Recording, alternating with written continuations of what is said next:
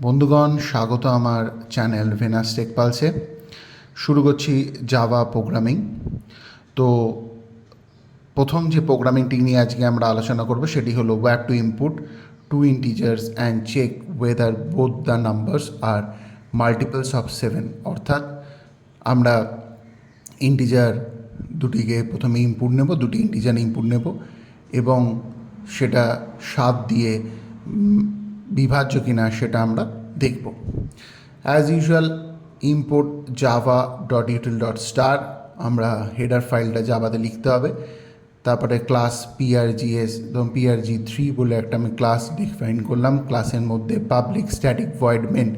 ঠিক আমি যেভাবে প্রোগ্রামিংগুলোকে আপনাদের সামনে উপস্থাপিত করছি ঠিক এইভাবেই জাভার প্রোগ্রামিংগুলো স্কুলে বা কলেজে আমাদের সবাইকে মোটামুটি লিখতে হবেই, এই প্রসেসেই লিখতে হবে। Next, scanner SC is equal two new scanner system dot in int A, B system dot out dot প্রিন্টএলএন। ঠিক আছে, এখানে প্রিন্টএলএন হলো একটি ফাংশন আর মেথড। সেখানে এন্টার টু ইন্টিজার্স অর্থাৎ দুটি ইন্টিজারকে আমি প্রিন্ট করাচ্ছি এবং সেগুলো মেমোরির মধ্যে A is equal to SC dot nextInt আর B is equal to SC dot next ইন্টের মাধ্যমে আমি মেমোরির মধ্যে প্রতিস্থাপিত করছি। এবং তারপরে ইফ কন্ডিশনের মাধ্যমে A mod 7 is equal two 0 ampersand, এটা কিন্তু লজিক্যাল অ্যান্ড, মানে যদি A সংখ্যাটি 7 দিয়ে বিভাজ্য হয় বা ভাগ করা যায়, তারপরে B mod 7 is equal two 0, অর্থাৎ প্রতি ক্ষেত্রে A বা B দুটোকেই যখন আমি 7 দিয়ে বা 7 দিয়ে যখন রিমাইন্ডার বা মড করছি, রিমাইন্ডারে যদি 0 আসে দুই ক্ষেত্রে দিই তবেই সংখ্যাটা 7 দিয়ে, মানে সংখ্যা দুটি 7 দিয়ে মানে বিভাজ্য। অর্থাৎ আমরা কি লিখছি, system dot out dot println both are multiples of 7। Else যদি না হয় তাহলে system dot out dot println both are not multiples of 7। তাহলে এন্টার টু ইন্টিজার্স, আউটপুটে আমরা যদি দেখি এন্টার টু ইন্টিজার্স 14 অ্যান্ড 21 দিলাম, বোথ আর মাল্টিপল অফ 7, মানে দুটোই 7 দিয়ে আমি যদি মড করি তাহলে রিমাইন্ডার 0 আসবে। নেক্সট হচ্ছে ওয়্যাপ to import 3 integers and print the smallest among them.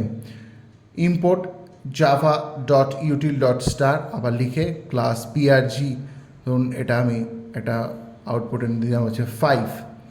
তাহলে হচ্ছে পাবলিক স্ট্যাটিক ভয়েড মেন, তার মধ্যে স্ক্যানার SC করলাম। স্ক্যানার SC করে আমি আমার কাজ আরম্ভ করব, মানে scanner SC system dot in করে ইন্টিজার A, B, C, এরপরে system dot out dot প্রিন্টএলএন enter 3 integers করে A is equal to SC dot next in, B is equal to SC dot next in, C is equal to SC dot next in. তাহলে তিনটি ইন্টিজারের মধ্যে A, B, C, এই তিনটি ইন্টিজারের মধ্যে আমি তিনটি value প্রতিস্থাপিত করব, মানে মেমোরিতে মানে রেখে দেব। এরপরে আমাকে যেটা করতে হবে, ইফ দিয়ে if A less than is equal two B, if value of A যদি মানে A এর ভ্যালু যদি B এর থেকে কম হয়, আর অ্যাম্পারসেন্ট লজিক্যাল অ্যান্ড এর ভ্যালু যদি লেস দ্যান C হয় তাহলে সিস্টেম ডট আউট ডট প্রিন্টএলএন মাধ্যমে আমি লিখবো স্মলেস্ট হচ্ছে A।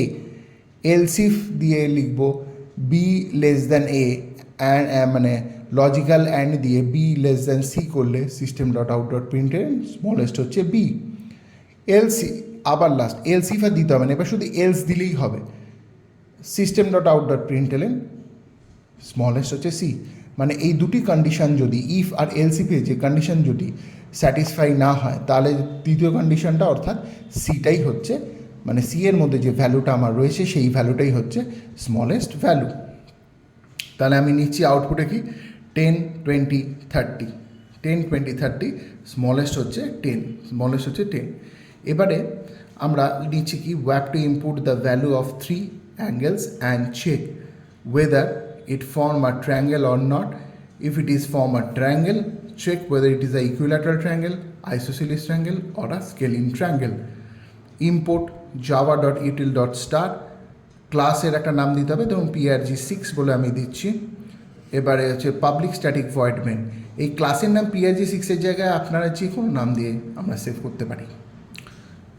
তারপরে int a, b, c, system.out.println, enter the value of three angles, a is equal to sc.next int, b is equal to sc.next int, R c is equal to sc.next int করে তিনটে value মানে তিনটে অ্যাঙ্গেলের আমি value নিয়ে নেব। If a plus b plus c is equal to 180 হয়, তাহলে কী হবে? If a less than 90, logical and b less than 90, logical and দিয়ে c less than 90 হলে অ্যাকিউট অ্যাঙ্গেল হবে।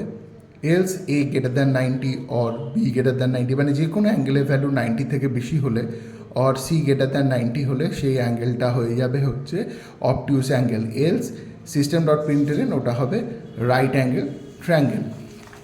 কিন্তু যদি এর মধ্যে কোনো ভ্যালুটাই না ঠিকঠাক দেওয়া হয় তাহলে এলস সিস্টেম ক্যানট হচ্ছে ফর্ম হচ্ছে ট্রায়াঙ্গেল। অর্থাৎ আমি 10 10 10 করে দিলাম, তাহলে কোনো ট্রায়াঙ্গেল ফর্ম করবে না।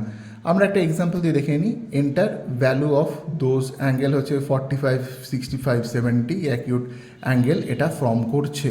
45, 65 আর 70 মিলিয়ে 180, এটা একটা অ্যাকিউট অ্যাঙ্গেল। তার কারণ হলো প্রত্যেকটি ভ্যালু হচ্ছে লেস দ্যান 90। কিন্তু কোনো ভ্যালু যদি আমি 10 10 10 করে আবার নিই, সেখানে কিন্তু কোনো ফর্ম করবে না কোনো ট্রায়াঙ্গেল। তখন আমরা প্রিন্ট হবে cannot form a triangle, cannot form a triangle. system.out.println যে এটা ছোটো প্রিন্ট হবে। বন্ধুগণ, আজকের জন্য এইটুকুনি। আবার নেক্সট ভিডিও নিয়ে আসবো। আমি চাই আপনারা আমাকে সবাই একটু সাহায্য করুন, লাইক শেয়ার সাবস্ক্রাইব করুন আমার চ্যানেলকে। ধন্যবাদ।